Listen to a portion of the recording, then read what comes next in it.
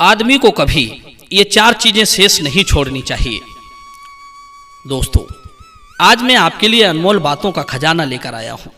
यदि आपने इस खजाने को हासिल कर लिया तो जिंदगी में कभी दुखी होने का, रोने का, पछताने का अवसर नहीं आएगा।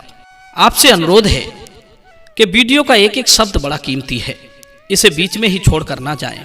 यदि हम किसी अच्छे विषय को बीच में ही छोड़कर चले जाते हैं तो समय आने पर जो ज्ञान हमारे काम आ सकता है वो ज्ञान हमारे काम नहीं आता, जिसे सुनकर हम विपत्ति से निकल सकते थे।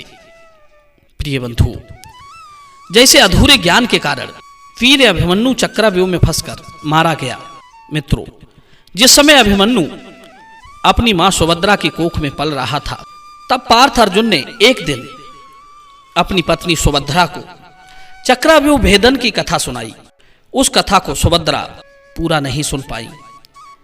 6 द्वार तोड़ने की कथा सुनकर वे सो चुकी थी। नतीजा यह हुआ कि मां के उदर में पल रहे उस नन्हे शिशु को चक्रव्यूह के 6 द्वार तोड़ने का ही ज्ञान प्राप्त हुआ। इसलिए वो महाभारत के युद्ध में मारा गया। मैं कहता हूं कि या तो किसी चीज को सुनो ही ना, और यदि सुनो तो उसे अधूरा नहीं छोड़ना चाहिए। आज का हमारा टॉपिक भी यही है कि किन चीजों को अधूरा या शेष नहीं छोड़ना चाहिए। दूसरी बात, किन लोगों का या किन चीजों का त्याग करके मनुष्य सुखी होता है, किन चीजों का त्याग करके मनुष्य विपत्ति में नहीं पड़ता, किन लोगों पर दया नहीं दिखानी चाहिए, किन लोगों पर विश्वास नहीं करना चाहिए, कौन से लोग हमें धोखा देकर नष्ट करना चाहते हैं। इन सभी प्रश्नों के जवाब आपको इस वीडियो में सुनने को मिलेंगे। आपसे निवेदन है कि अगर वीडियो अच्छा लगे तो वीडियो को आगे जरूर शेयर करना, और जो दर्शक बंधु हमारे चैनल को पहली बार देख रहे हैं वे चैनल को सब्सक्राइब कर लें, ताकि इसी तरह की ज्ञानवर्धक वीडियो आपको भी देखने को मिलती रहे। तो चलिए समझते हैं इन अनमोल बातों को।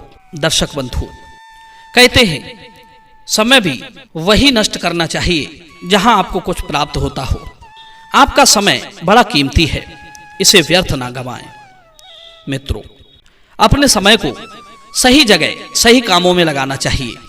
ये कहानी है एक राजा की जो बड़ा ही धर्मात्मा और बुद्धिमान था। वो समस्त जीवों पर बड़ी दया रखता था। एक दिन वो जंगल में भ्रमण करने के लिए गया तो उसे एक चिड़िया का बच्चा मिला जो शायद रात में आई आंधी के वेग से अपने घोंसले से बिछुड़ गया था। राजा उसे उठाकर अपने महल में ले आया। धीरे धीरे वो चिड़िया का बच्चा कुछ ही दिनों में पूरी चिड़िया बन चुका था। राजा उससे बहुत प्रेम करता था। वो चिड़िया भी राजा से बड़ा स्नेह करती थी। पूरे दिन वो राजा के महल में फुदकती रहती थी। समय के साथ चिड़िया ने महल में ही एक जगह घोंसला बनाकर अपना अंडा रख लिया। कुछ दिन बाद उस अंडे से एक बच्चा उत्पन्न हुआ। उन्हीं दिनों राजा के घर में भी एक पुत्र का जन्म हुआ था। वो चिड़िया अपने बच्चे से और राजा के बच्चे से एक समान प्रेम करती थी। जब भी वो कहीं घूमने जाती थी तो हमेशा 2 फल लाया करती थी। एक फल राजा के बेटे को और एक फल अपने बच्चे के लिए। वे दोनों बच्चे बड़े प्रसन्न रहते थे। जब तब चिड़िया कहीं घूमने चली जाती तो राजा का बेटा उसी चिड़िया के बच्चे के साथ खेलता रहता था। एक दिन की बात, चिड़िया कहीं बाहर घूमने गई थी। राजा का बेटा उसी चिड़िया के बच्चे के साथ खेल रहा था। बच्चे की जो धाय थी वो बच्चे को चिड़िया के बच्चे के साथ खेलता छोड़कर किसी काम से कुछ देर के लिए चली गई। इतने में राजकुमार ने उस चिड़िया के बच्चे को अपने हाथों में पकड़ लिया। कसकर पकड़ने के कारण वो चिड़िया का बच्चा मर गया। जब धाय आई तो उसने चिड़िया का बच्चा मरा देखा तो वो घबरा गई। उसने जाकर ये खबर राजा को दी। सुनकर राजा को भी बड़ा दुख हुआ। सोचने लगा कि मैं उस चिड़िया को क्या जवाब दूंगा। राजा दौड़ा दौड़ा तुरंत चिड़िया के बच्चे के पास पहुंचा। तब तक उधर वो चिड़िया भी बड़ी प्रसन्न होती हुई 2 फल लेकर अपने घोंसले के पास आई। वहां उसने देखा कि उसका बच्चा मरा पड़ा है। उसकी खुशी एकदम से गम में बदल गई। उसे यह बात समझते देर नहीं लगी कि उसके बच्चे को राजा के बच्चे ने मार डाला है। वो अपने बच्चे के गम में बहुत विलाप करने लगी। विलाप करती हुई वो राजा से कहने लगी, हे राजा, मैंने तेरे बच्चे के साथ कभी भेदभाव नहीं किया। जितना प्रेम मैं अपने बच्चे से करती थी उतना ही प्रेम मैंने तुम्हारे बच्चे से भी किया। फिर क्यों तेरे बच्चे ने मेरे बच्चे को मार डाला? जब वो मेरे बच्चे को मार रहा था तो तूने उसे रोका क्यों नहीं? गुस्से में चिड़िया ने राजा से कहा, अरे नराधम, तूने मेरे बच्चे को अपने बच्चे से खिंचवा कर मरवा दिया है। हे राजन, तू तो सनातन धर्म को जानने वाला था, फिर भी तू भूल गया कि शरण में आए हुए की, भूख से व्याकुल की, शत्रुओं से घिरा होने वाले की और लंबे समय से अपने घर में रहने वाले की हमेशा रक्षा करनी चाहिए।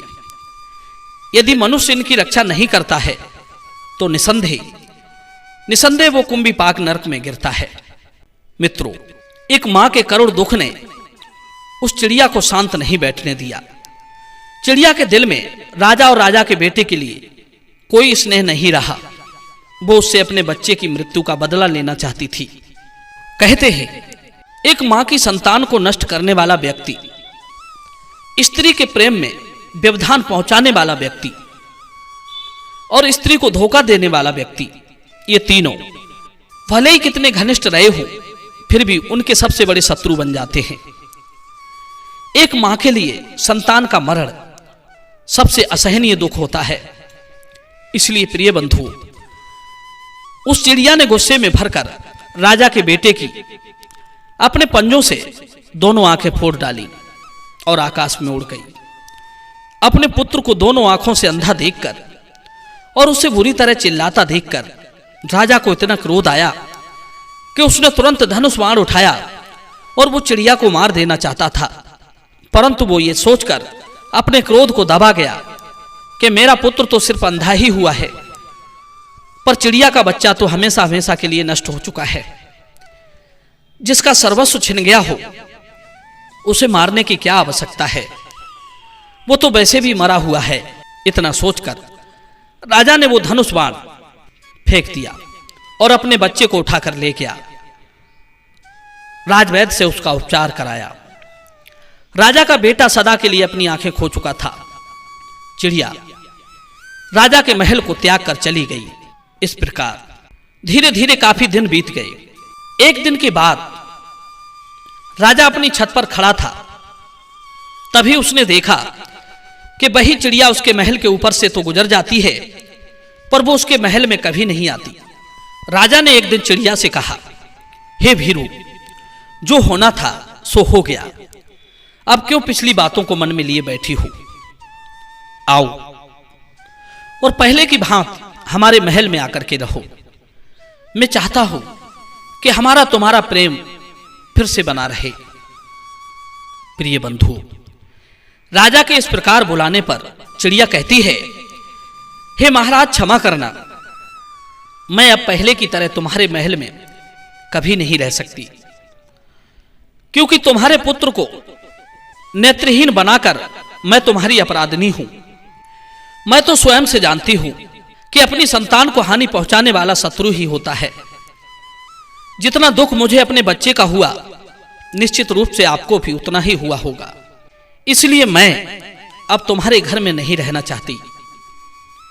कहते हैं राजन, खोटे मित्र, खोटे देश, खोटे राजा, खोटे बंधु बांधव, खोटे पुत्र, खोटी भार्या को दूर से ही त्याग देना चाहिए, क्योंकि राजन, खोटे मित्र से प्रेम नहीं होता, खोटी भार्या से सुख नहीं मिल सकता, खोटी संतान से पिंड मिलना मुश्किल है, खोटे राजा से न्याय की आस नहीं की जा सकती, कुमित्र पर विश्वास नहीं किया जा सकता। खोटे देश में जीवन सुखी और निर्भय होकर नहीं जिया जा सकता।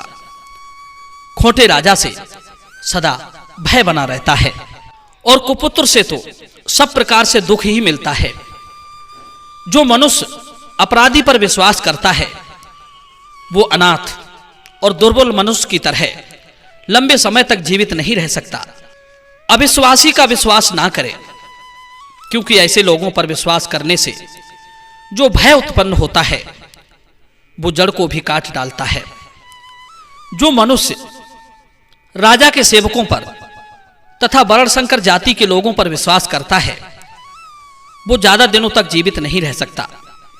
कहते हैं मनुष्य बार बार के बैर होने के भय से शत्रु को जीवित नहीं रखते, क्योंकि शत्रु को, अग्नि को और ऋण को यदि थोड़ा भी बाकी रहने दिया जाए तो ये फिर इकट्ठा होकर बढ़ने लगते हैं। इसलिए इनके शेष को भी शेष नहीं रहने देना चाहिए। और एक बात, अगर शत्रु एक साथ हंसता है, बोलता है, एक ही पात्र में साथ साथ बैठकर भोजन करता है और एक ही आसन पर साथ बैठता है, तो वो अपने पिछले बैर को याद करता रहता है। मित्रों, शत्रु के साथ संबंध करके भी उसके ऊपर विश्वास नहीं करना चाहिए, क्योंकि इंद्र ने अपने दामाद होकर भी पुलोमा को युद्ध में मार डाला था। जो मनुष्य मन में बैर को छुपाए हुए प्रिय बातें करता है, बुद्धिमान पुरुष उस पर विश्वास करके उसके पास कभी ना जाए। जैसे मृग बहेलिए के पास नहीं जाता, यदि बैर रखने वाला शत्रु बढ़ रहा हो तो उसके पास निवास नहीं करना चाहिए। जैसे बढ़ती हुई नदी का वेग वृक्ष को भी गिरा देता है, शत्रु से उन्नति पाने पर मैं भी उन्नत हो गया हूं, ऐसा विश्वास ना करें। जो मनुष्य इन बातों को ध्यान में रखता है वो कभी भी अपने जीवन में शत्रु से चोट नहीं खा सकता। इतना कहकर वो चिड़िया आकाश में उड़ गई। प्रिय बंधु, ये वीडियो आपको कैसा लगा आप हमें कमेंट में जरूर बताना, और इन बातों को ध्यान रखना कि इन 4 चीजों को कभी शेष नहीं छोड़ना चाहिए। नंबर 1 शत्रु, नंबर 2 अग्नि, नंबर 3 कर्जा, और नंबर 4 शुरू किए हुए किसी काम को जो समाप्त होने पर हो।